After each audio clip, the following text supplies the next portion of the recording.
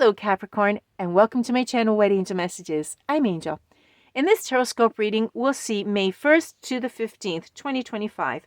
The links to your playlist and to your other placements for a more complete reading are down below in the description box.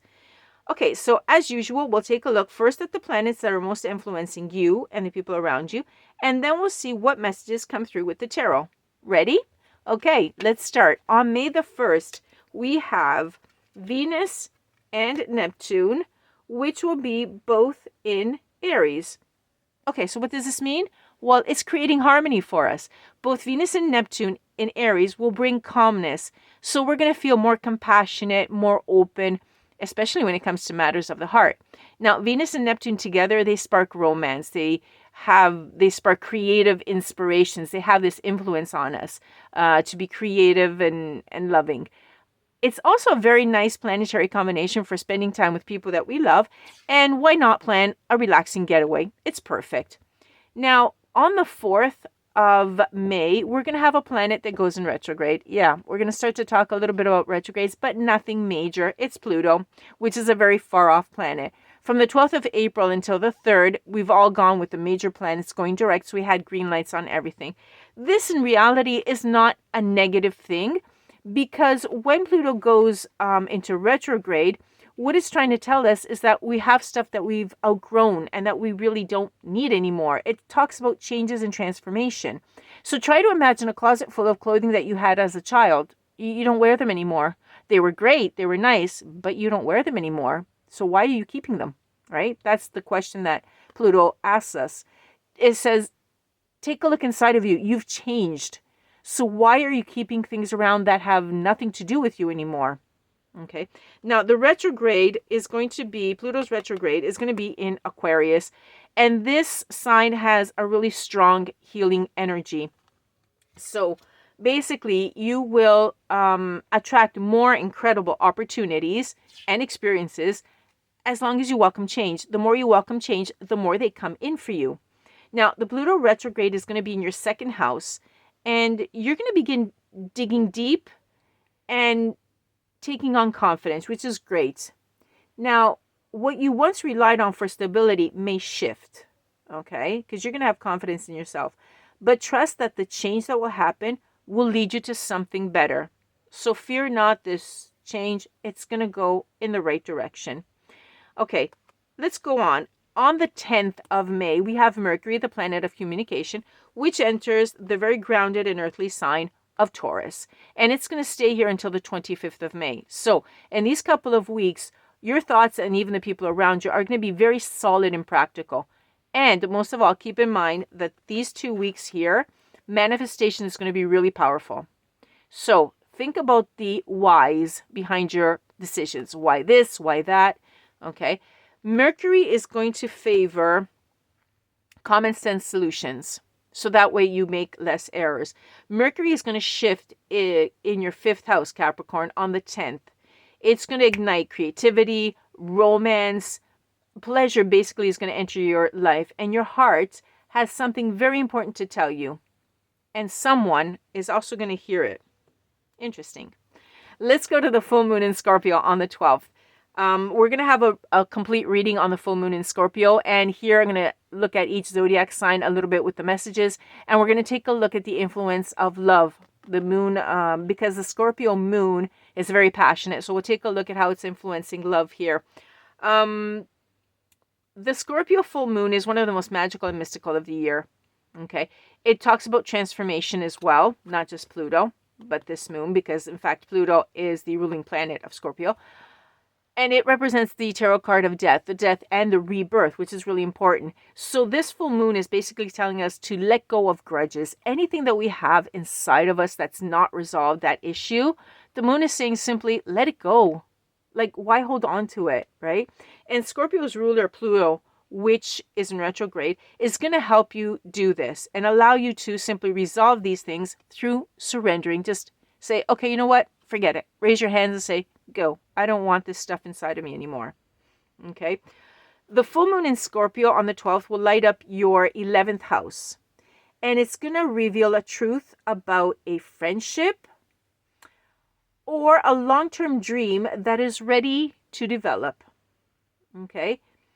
A night out on the 12th on the full moon is perfect for you, Capricorn. Keep this in mind. Okay, the moon that night is going to also be opposite Uranus, which will be in Taurus. Okay, so what does this mean? Basically, it means breakthroughs. You're going to feel a little bit restless, okay? But the more you can be real with yourself and how you are feeling, the easier it's going to be to face things. Basically, in simple terms, this combination means cut the crap and turn over a new leaf. To be really blunt, to be less blunt, it's clean out the drama, okay? Simply turn over a new leaf, say the end, and start anew, because it's the best thing that you can do. And hopefully the moon is helping to do this to a lot of people, because it's not healthy to hold on grudges, right? Last thing about the moon, it will trine with Saturn and the North Node in Pisces. Translation of this trining stuff, it's good. It's really, really good. Because sometimes we don't have the strength to let go of things and we hesitate. And what if you lose weight and you again become the size you were when you were 10 years old? Kind of difficult. So, but it's only normal because we're attached to certain things. There's emotions there, right? So this trining, this situation is going to give you the strength to let go of things, okay? Remember that if you want to manifest the life that you really want, you have to let go of what is weighing you down in order to attract something better. And you know that there are things that are weighing you down that you don't need, right? And you have to have that strength. You have to find that strength right here. It's happening, okay? To let it go. Otherwise, that life that you want is going to pass by, knock on your door, but the room is full of clothing that when you were 10 years old, it's full and there's no room and it can't come in and then it keeps going. And that's not what you want. Okay, Capricorn, let's take a look now at what the tarot has to say, the messages from Spirit, to live a better life, to be happier, to evolve after. Oh, Capricorn, I can't even finish the question. The Lovers. Beautiful, beautiful cards. You've got union. You have happiness. You've got it. You've got it. I don't think you want any more. Like this, is this good enough? Can we stop here? Okay, partnership, relationship, romance. You've got it. You got the Lovers card. First off, Venus from the 1st to the 3rd. Confirmation. Thank you very, very, very much, Spirit.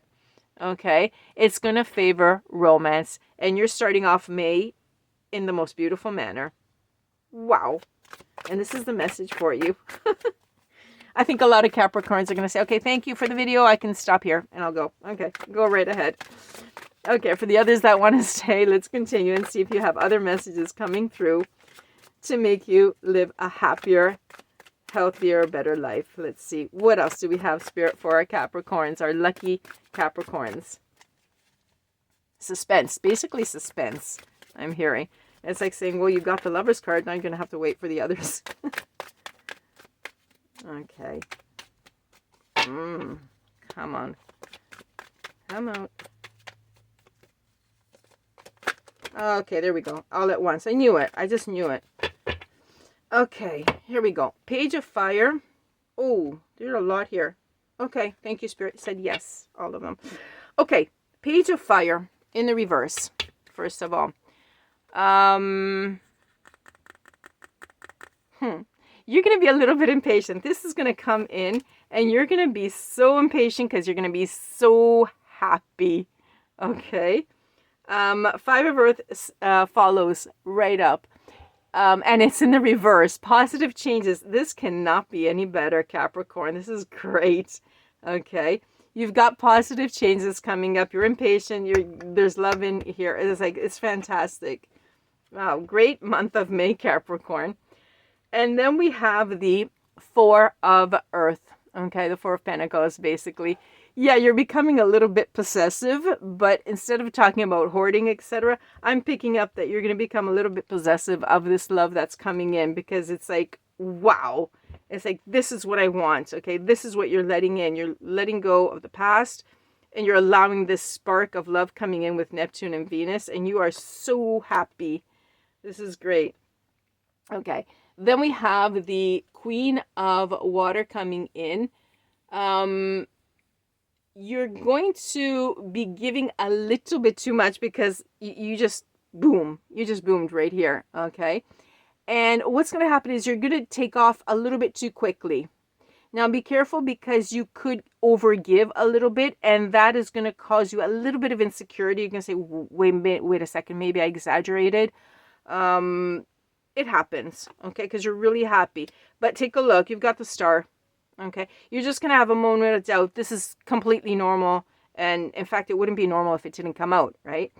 You're going to have the Star coming in, which is a beautiful card, okay? It's going to give you hope when this little bit of doubt comes in, say, maybe I exaggerated. No, it's going to be followed by a lot of hope and a lot of positivity and a lot of faith, because you're actually following what the planets are saying. You're opening the door to something new.